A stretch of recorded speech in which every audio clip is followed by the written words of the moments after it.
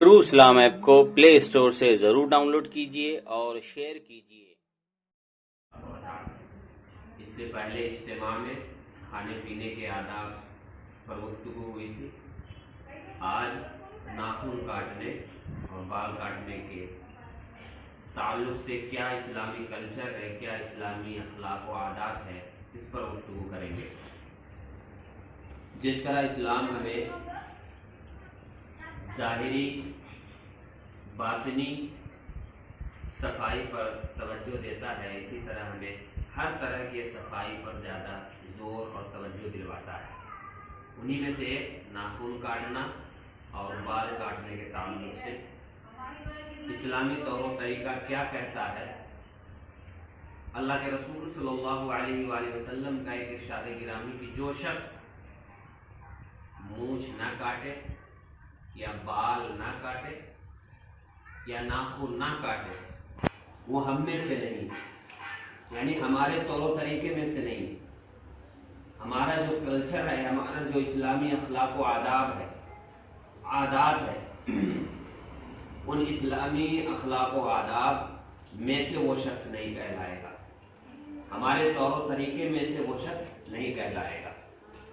बुजुर्गान दीन फरमाते हैं कि अगर कोई शख्स जिसके नाखून बड़े हो और वो नाखून ना काटे तो उसके घर में कभी भी खुशहाली नहीं आएगी। अल्लाह अकबर। हमेशा तंगी ही तंगी रहेगी, हमेशा तंगी ही तंगी रहेगी। हम सबको चाहिए कि हम जिसको छोटे छोटे चीज अशिया कहकर छोड़ देते हैं, यही चीज हमारे लिए फिर वबाल जान बन जाता है, यही चीज हमारे घर वालों के लिए वबाल जान बन जाता है।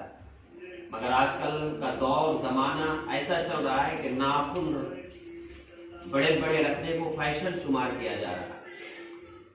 बड़े बड़े नाखून रखने, आज हमारी माँ बहनों को देखो कितने बड़े बड़े नाखून, अगर नहीं बढ़ रहे हैं, बड़े नहीं है तो एक्स्ट्रा नाखून लाकर लगाते,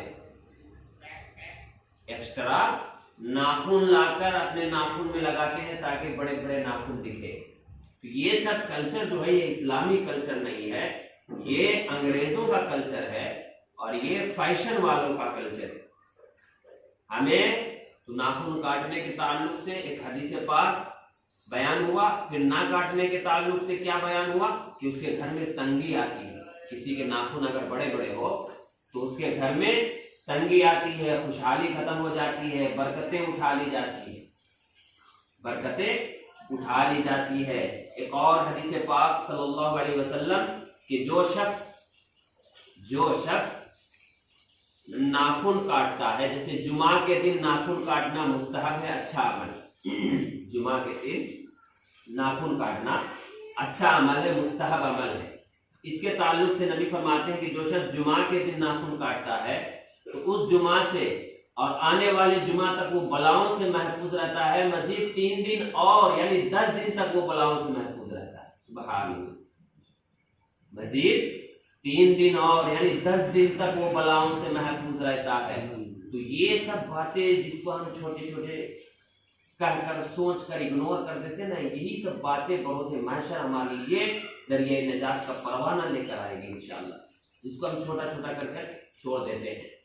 अब ये भी ध्यान में ना रहे कि नाखून बहुत बड़े बड़े हैं, अब जुमा आने दो तभी काटेंगे, ऐसा नहीं। नाखून बड़े हो, जो भी वक्त हो काट ले आप फौरन, जुमा का इंतजार ना करे। अगर बड़े बड़े नाखून, जुमा का इंतजार ना करे अगर बड़े बड़े नाखून हो, क्योंकि नाखून बड़े बड़े रखने से एक तरह से देखा जाए तो ये इस्लामी कल्चर के भी खिलाफ हो रहा है और आपके जान पर भी आ पड़ी है, क्योंकि नाखून बड़े बड़े होने से अगर हम उस नाखून के साथ खाना खाएंगे तो फिर हमारे जिस्म में तरह तरह की बीमारियां आ सकती है, हमारे जिस्म में तरह तरह की बीमारियां आ सकती है। आज देखें कि जो लोग बड़े बड़े नाखून रख रहे हैं ना, वो हाथ से खाना नहीं खाते हैं, चम्मच से खाना खाते हैं। क्यों? उनको भी मालूम है कि बड़े नाखून रखना ये सही नहीं है, रखेंगे कीटाणु बैठेंगे उसमें और उस वही कीटाणु जब हमारे पेट में जाएंगे तो तरह तरह की बीमारियां पैदा होगी, जिससे हम दौड़ धूप करेंगे और ये बीमारी कभी बड़ी बीमारी में भी तब्दील हो जाएगी,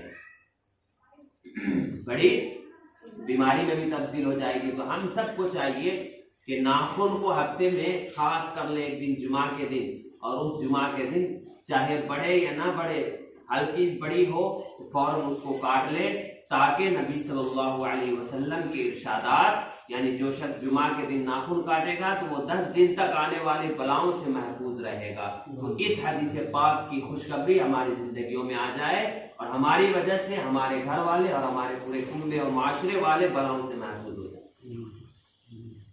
नाखून काटना 2 तरीके से होता है। कितने तरीके से?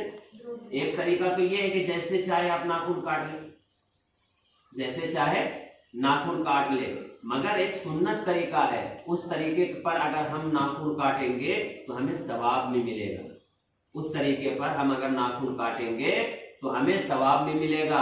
और वो सुन्नत तरीका नाखून काटने का क्या है? इस सीधे वाले हाथ की इस उंगली से चालू करें, यानी शहादत जिसमें हम अशहदु अन ला इलाहा कहते हैं, ये वाली उंगली से चालू करें, जिसको काटे, उसके बाजू उसके बाजू उसके बाजू आखिर तक। फिर दूसरे हाथ की आखिर वाली उंगली से चालू करें, इसको काटे, फिर इसके शहादत वाली को इसको काटे, फिर आखिर में ये अंगूठा और ये अंगूठा काटे, इस अंगूठे की नाखून को काट ले। तो इन तरीके पर अगर हम नाखून काटेंगे तो इंशाअल्लाह तबारक व तआला हमारा नाखून काटना भी एक सवाब का काम बन जाएगा। सुभान अल्लाह, इस चीज का सवाब का काम बन जाएगा। और ये भी याद रखे कि हम काट ले बस हो गया नहीं, आपसे जितने लोग जुड़े हुए हैं, आपके जितने मातहत हैं, यानी बेटा हुआ, पोता हुआ, जो भी हो, उनको भी इस्लामी कल्चर, उनको भी इस्लामी तौर तरीके की दावत दे। अगर आपके बच्चे, आपके पोते वगैरह के नाखून बड़े हो तो उनको भी कटवाए। अगर शुरू से ही आदत दिलाएंगे और नबी सल्लल्लाहु अलैहि वसल्लम के इरशादात को उनकी जिंदगियों में लाएंगे तो ये बड़े चढ़कर फिर कल्चर, जो एक ऐसा कल्चर जो जिंदगियों को तबाह बर्बाद कर रहा है, उस कल्चर से वो कभी भी मानूस नहीं होगा, उस कल्चर की तरफ कभी नहीं आएगा। तो हम सबको चाहिए कि अपने बच्चों को भी इन कल्चर से आगाह करें और नबी सल्लल्लाहु अलैहि वसल्लम के इरशादात को उनकी जिंदगियों में लाने की कोशिश करें। अल्लाह तबारक व तआला से दुआ है कि बोलने और सुनने में जो भी गलतियां गुस्ताखी हुई वो माफ फरमाए और ज्यादा से ज्यादा हमें अमल करने की तौफीक अता फरमाए। और जो लोग हाजिर है मौला, इनकी हाजिरी को तू कबूल फरमा ले और इनके तमाम ख्वाहिशों को, आरजुओं को पूरा फरमा दे। वमा तौफीक इल्ला बिल्लाह। अस्सलामु अलैकुम व रहमतुल्लाह।